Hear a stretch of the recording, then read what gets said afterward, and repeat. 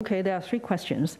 First is on vaccine. We are, of course, very delighted to learn about the positive news coming out from the World Health Organization and also from individual research institutions about the development in the COVID-19 vaccine.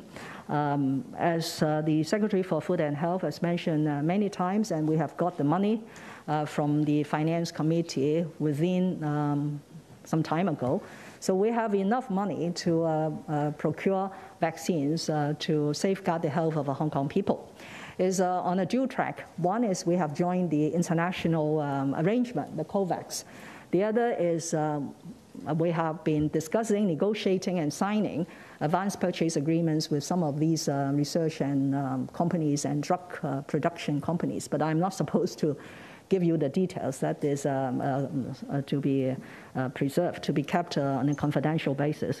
But as you know, some of the vaccines are being developed in the mainland, and I have also asked the Central People's Government that if need, we will be on our own to procure, but if need, then the central government will also lend us a helping hand in supply of vaccine. Now, the second question is made up of many parts. I could only respond by sharing with you that this COVID-19 pandemic is of a magnitude that one has not seen. It's a major challenge for humanity all over the world, perhaps except our own country, which through very vigorous measures has managed to control the pandemic, and hence the economy has rebounded and other things have been happening.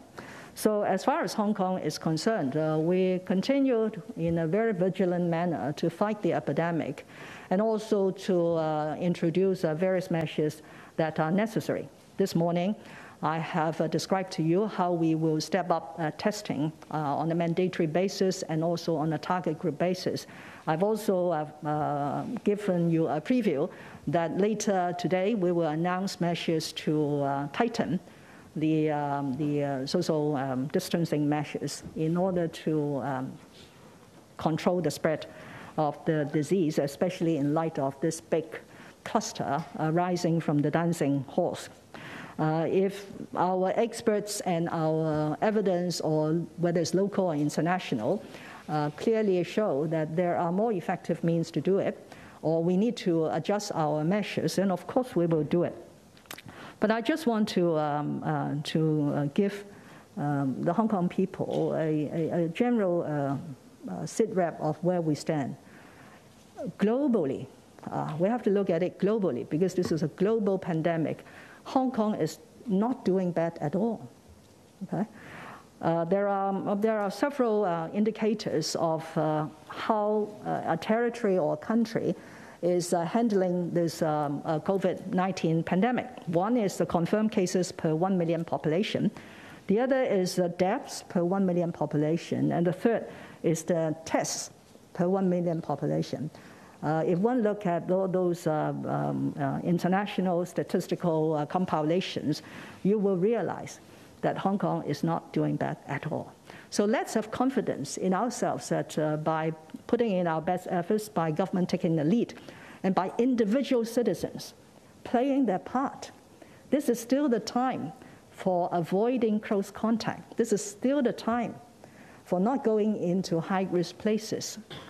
But if people just not comply, then I would find it very difficult to manage the situation. But we will try. We'll never give up, because this is concerning the health and the safety and the well-being of people of Hong Kong.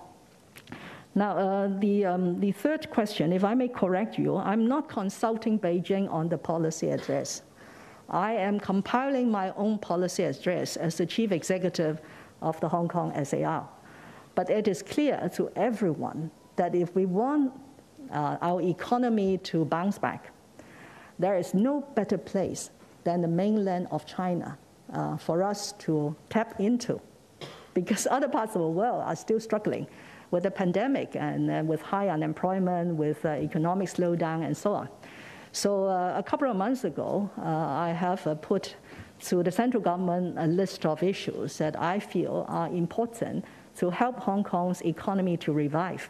They may not be immediate measures, but they are the measures which will help Hong Kong's economy to grow and hence give Hong Kong people more confidence at this difficult time.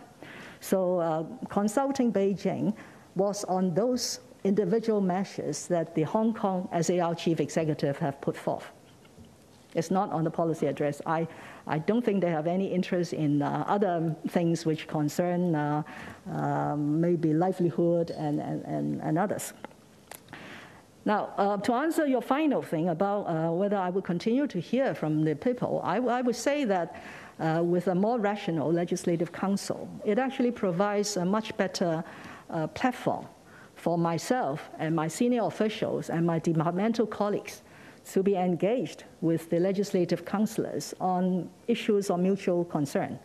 And where that project or that piece of legislation is doing good for Hong Kong, then it should be approved as soon as possible. Similarly, I would very much like to go into the community to organize more sessions, to meet with the people.